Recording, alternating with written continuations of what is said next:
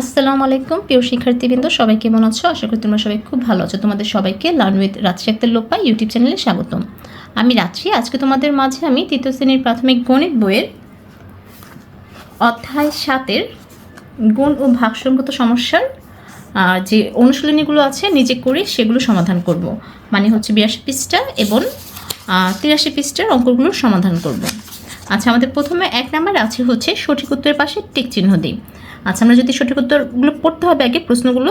1 number আছে 2টি প্যাকেটের প্রতিটিতে 10টি করে কলম আছে।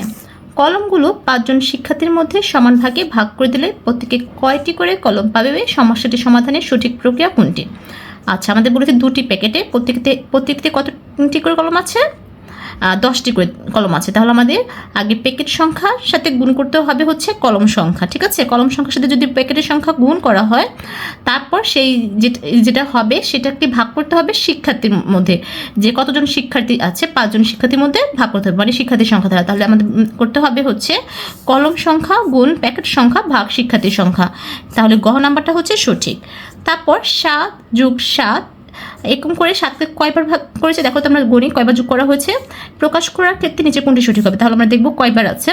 1 2 3 4 5 6 7 8 8বার আছে। আমরা জানি গুণ হচ্ছে বারবার যোগ করা। তাহলে আমরা কি করতে পারি, 7 যেহেতু 8বার আছে 7কে 8 দিয়ে গুণ করলেই কিন্তু হয়ে যাবে। তাহলে 7 × 8 7 × 8 এটা সঠিক হবে। তারপর হচ্ছে 30 জন শিক্ষার্থীর প্রত্যেকের নিকট 8 টাকা করে সংগ্রহ করা হলো। মোট টাকা 2 জন বন্ধুকে খাতা কেনার জন্য সমান ভাগে ভাগ করে দেওয়া হলো। প্রত্যেক বন্ধু কত টাকা পেল? আমরা যদি এটা মুখে হিসাব করি, 30 জন শিক্ষার্থী প্রত্যেকের নিকট থেকে কত টাকা সংগ্রহ করা হয়েছে? 8 টাকা করে। তাহলে 30কে 8 দিয়ে গুণ করতে হবে। 30কে যদি আমরা 8 দিয়ে গুণ করি হবে হচ্ছে 240। ঠিক আছে, আর সেই মোট টাকাটা 2 জন বন্ধুকে খাতা কেনার জন্য সমান ভাগে ভাগ করে দেওয়া হয়েছে। 2 দিয়ে ভাগ করতে হবে। 240কে 2 দিয়ে ভাগ করলে হবে হচ্ছে 120। উত্তর হবে হচ্ছে 120। তারপর 4 নাম্বার, ময়না একদিনে 8 ভাগে 2 ভাগ সময় পড়ালেখা করে, সে সারাদিন কত ঘন্টা পড়ালেখা করে? আচ্ছা, ময়না হচ্ছে একদিনের 8 ভাগের 2 ভাগ সময় পড়ালেখা করে। আচ্ছা, একদিনের 8 ভাগে 2 ভাগ, তাহলে আমরা জানি একদিন সমান সমান হচ্ছে 24 ঘন্টা। 24 ঘন্টাকে আমাদের কি করতে হবে? 8 দিয়ে কি করতে হবে? আগে ভাগ করতে হবে। সেই ভাগটাকে হচ্ছে 2 দিয়ে গুণ করতে হবে। 24কে যদি 8 দিয়ে গুণ করি ভাগ করি তাহলে হবে হচ্ছে 3 × 24 3 হবে। এই 3কে আবার 2 দিয়ে গুণ করতে হবে, 3 দুগুণে 6 হবে। তাহলে কত ঘন্টা পড়ালেখা করে? 6 ঘন্টা। তাহলে আমরা জানি 1 ঘন্টা সমান সমান হচ্ছে একদিন সমান সমান 24 ঘন্টা। 24কে 8 দিয়ে গুণ করতে হবে এবং 2 দিয়ে ভাগ করতে হবে। তাহলে আমরা আমাদের উত্তর পেয়ে যাবো। তাহলে হবে 6 ঘন্টা। এরপর দেখো আমাদের আছে সংক্ষিপ্ত প্রশ্নের উত্তর। একই সংখ্যা বারবার যোগ করাকে কি বলা হয়? একই সংখ্যা বারবার যোগ করাকে বলা হয়ে থাকে গুণ। এটা হবে হচ্ছে গুণ। তারপর 4 + 4 + 4 এভাবে 4কে গুণ আকারে প্রকাশ করা। এটাকে যদি আমরা গুণ আকারে প্রকাশ করি তাহলে আমরা দেখবো হচ্ছে 4 কয়বার আছে? 1 2 3 4 5 5বার আছে। তাহলে কি করব? 4 × 5 এটা আমরা গুণ আকারে এভাবে প্রকাশ করতে পারি। এই যে বারবার 4 যোগ করলে যে এটা হবে, 4কে 5 দিয়ে গুণ করলেও সেটাই হবে 20। 4 5 20, তাহলে 20 হবে। আবার একই সংখ্যা বারবার বিয়োগ করাকে কি বলে? একই সংখ্যা বারবার বিয়োগ করাকে বলা হয়ে থাকে হচ্ছে ভাগ। একই সংখ্যা বারবার বিয়োগ করাকে বলা হয়ে থাকে ভাগ। তারপর 136 থেকে কতবার 4 বিয়োগ করা যায়? এটা আমরা সংক্ষেপে 4কে কি করতে পারি?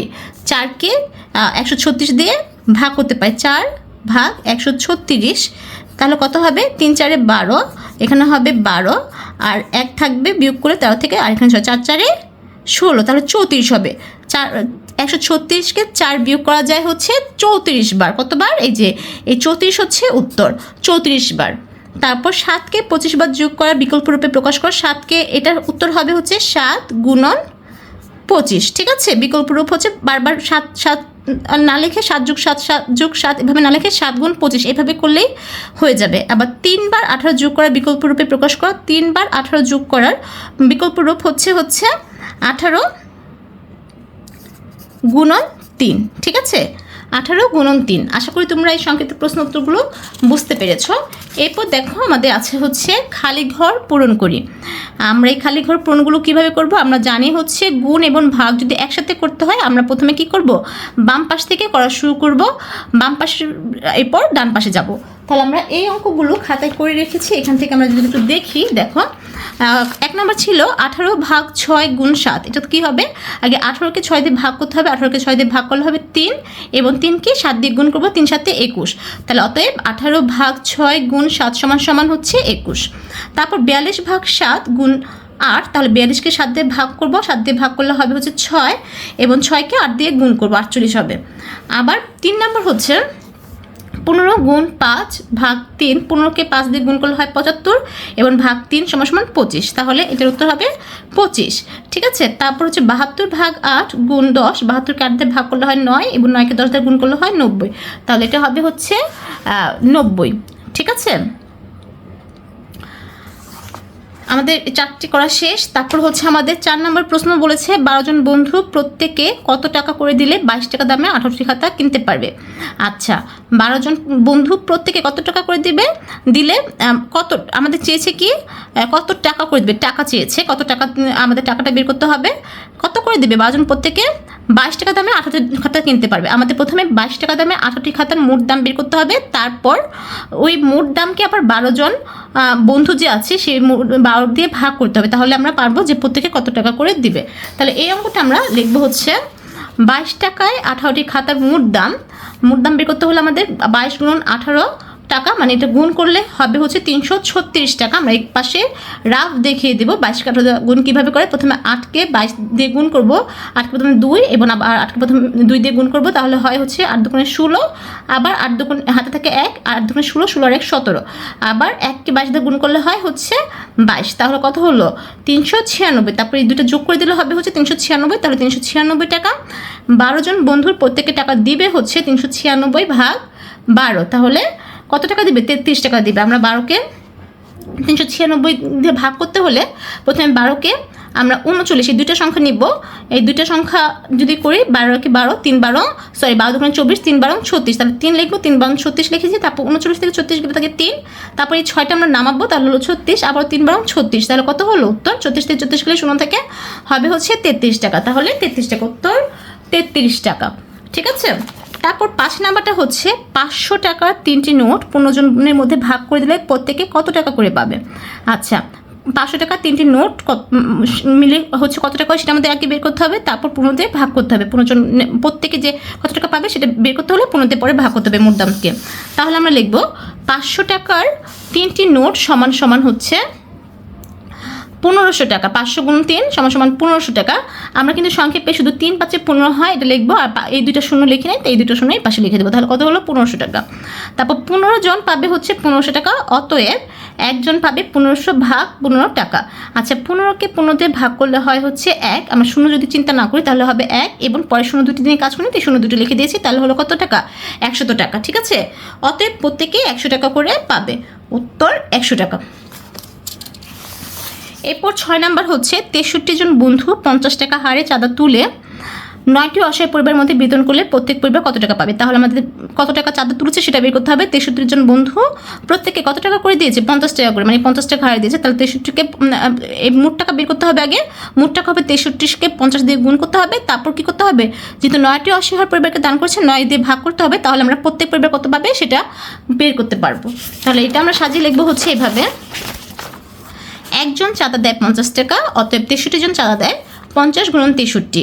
50কে 63 দিয়ে গুণ করার সহজ প্রক্রিয়া হচ্ছে আমরা 63কে 5 দিয়ে গুণ করব। ঠিক আছে, আর শূন্য নিব না, তাহলে আমরা 63কে 5 দিয়ে গুণ করলে 3 5 15, 5 6 30, তাহলে 15 হাতে থাকে 1, তাহলে 30 আর 1 হচ্ছে 31, 310 টাকা। যদি আমরা শূন্য নিয়ে কাজ করি, একটা শূন্য নিয়ে কাজ করি, একটা শূন্য এখানে বসে দেবে, তাহলে কত হলো 3150 টাকা। ঠিক আছে, তারপর যেহেতু 9টি পরিবার এই 3150 টাকা পায়, তাহলে বুঝছি 9টি পরিবার পায় 3150 টাকা বা 3150 টাকা, অতএব একটি পরিবার পায় 3150 ভাগ 9।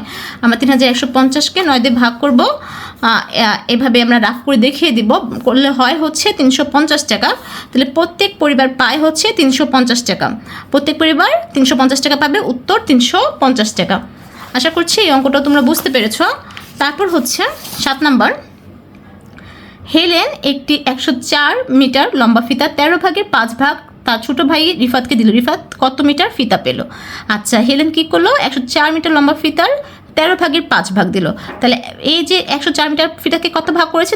13 ভাগ করেছে। তাহলে 104 মিটারকে 13 দিয়ে ভাগ করতে হবে। ভাগ করলে প্রত্যেকভাবে যত পড়বে সেটাকে আবার কি করতে হবে? 5 দিয়ে গুণ করতে হবে। 5 দিয়ে গুণ করলে রিফাত কত পাবে সেটা আমরা বের করতে পারবো। তাহলে এই অঙ্কটা আমরা লিখবো হচ্ছে 104 মিটার লম্বা ফিতার 13 ভাগ করলে প্রত্যেক ভাগে পড়ে 104 ভাগ 13। 104কে 13 দিয়ে ভাগ করলে হয় 8 মিটার। যদি 13 ঘর নামতা পারো তাহলে পেয়ে যাবে যে 13 দিয়ে নামতা করলেই বুঝবে যে 8 13 হচ্ছে 104। 8 মিটার ফিতার 5 ভাগ রিফাত দিলে সে পাবে হচ্ছে 5 গুণন 8 মিটার বা 40 মিটার। অতএব রিফাত 40 মিটার ফিতা পাবে। উত্তর 40 মিটার। এরপর হচ্ছে 8 নাম্বার, 99 টাকার 9 ভাগে 4 ভাগ কত টাকা? 99 টাকার 4 ভাগের একদম সংক্ষেপে লিখেছি। 99 টাকার 9 ভাগে 4 ভাগ হচ্ছে 99 ভাগ 9 গুণন 4 টাকা। তাহলে 99কে প্রথমে 9 দিয়ে ভাগ করলে হয় 11 এবং 11কে 4 দিয়ে গুণ করলে হয় 44 টাকা। উত্তর হবে 44 টাকা। এরপর 9 নাম্বার হচ্ছে সালমা 112 কিলোমিটার পথে 14 ভাগে 13 ভাগ বাসে যায়, বাকি পথ হেঁটে যায়। সে কত পথ বাসে যায়? আচ্ছা, 112 কিলোমিটার পথে 14 ভাগ কি করে? 14 ভাগের 13 ভাগ বাসে যায়, ঠিক আছে? তাহলে আমাদের কি করতে হবে? 112কে 14 দিয়ে ভাগ করতে হবে এবং 13 দিয়ে গুণ করতে হবে। এটা আমরা লিখবো হচ্ছে 112 কিলোমিটার পথে 14 ভাগের 13 ভাগ মানে হচ্ছে 112 ভাগ 14 গুণন 13 কিলোমিটার। তাহলে 112কে 14 দ্বারা ভাগ করলে হয় হচ্ছে 8 এবং 8কে 13 দিয়ে গুণ করলে হয় 104 কিলোমিটার। অতএব সালমা 104 কিলোমিটার পথ বাসে যায়। উত্তর 104 কিলোমিটার। ওকে,